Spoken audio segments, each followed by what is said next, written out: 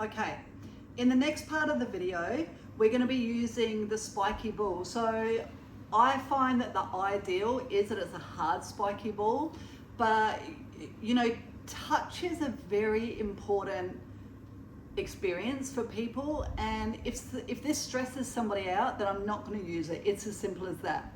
So another option could be to use a roller instead. So I'd put the roller long ways in between the legs and get them to roll with the roller first.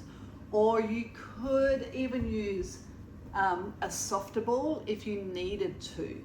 This is my ideal, but movement should always feel joyful, especially when we're trying to create positive movement habits or rewire the entire experience for the person.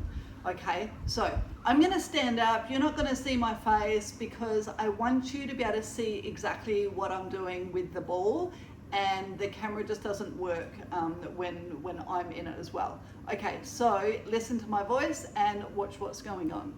So I'm going to pop the ball right down the bottom of my ankle, but I am above the malleolus. So the malleolus is that little round bony bit on the inside of my ankle.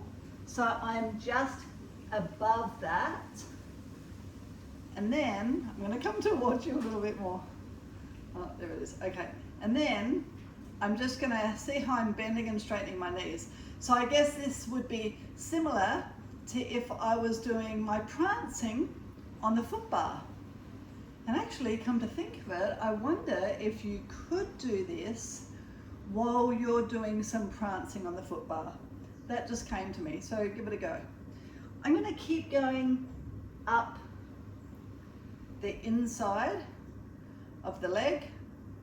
I'm not worrying about, maintaining neutral or anything like that, right? This is all about getting these inside muscles to be released or to relax.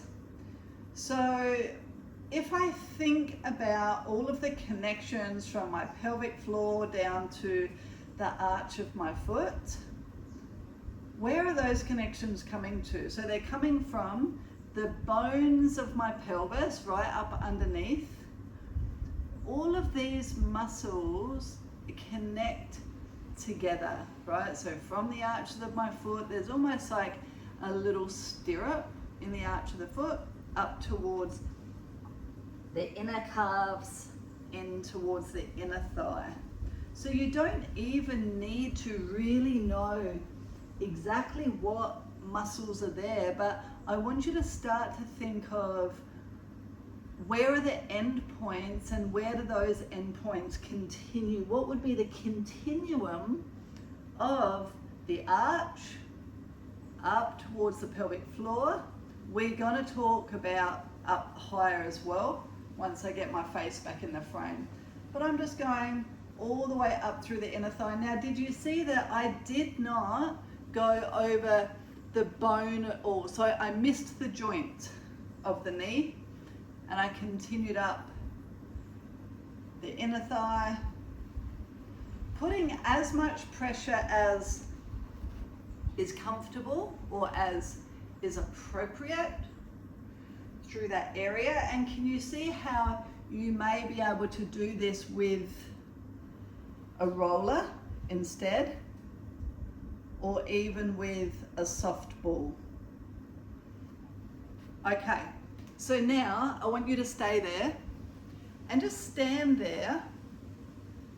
Feel the difference. So you've still only done one foot, right? You've only done one foot, but now you've done both inner thighs. While you're standing there, I just want you to feel into that. How wide is the foot that you've done? How wide is that placed compared to the other foot?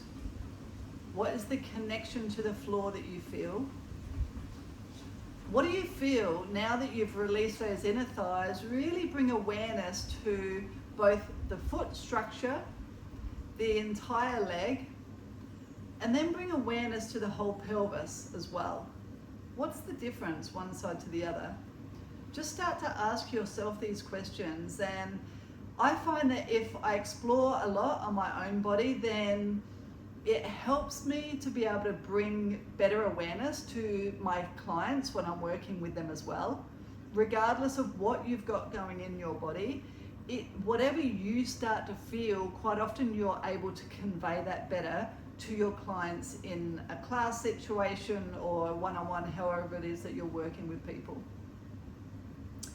All right, so now that we've done that, we're going to move on to releasing the pelvic floor within the pelvis, obviously. So now we're going to be using the big soft ball. Remember, I use the black Yamuna ball, but you could definitely use either a green or an orange Franklin ball. They're great as well. Or if you don't have that, just have a look at Kmart, have a look at your local sports store. Quite often there's like different kind of balls that you can use. Play around with it anyway. Last option, if I don't have any balls, I have used a rolled up towel. So I would roll the towel up so that it's long ways and then pop it this way if I'm sitting, and I'd use a chair while I'm doing that as well. So I'm going to get myself a chair so that we can explore this. You can do it on the floor as well. Quite often I'll just have my client actually sitting on the edge of the trap table, because that tends to be quite a good height if you don't have a chair. But sometimes, I work a lot with people who may not be able to get down on the floor very easily, which is why I'm going to be using a chair with you. But there's no reason that you couldn't explore this type of stuff on the floor as well. Okay, I'll be back in a sec.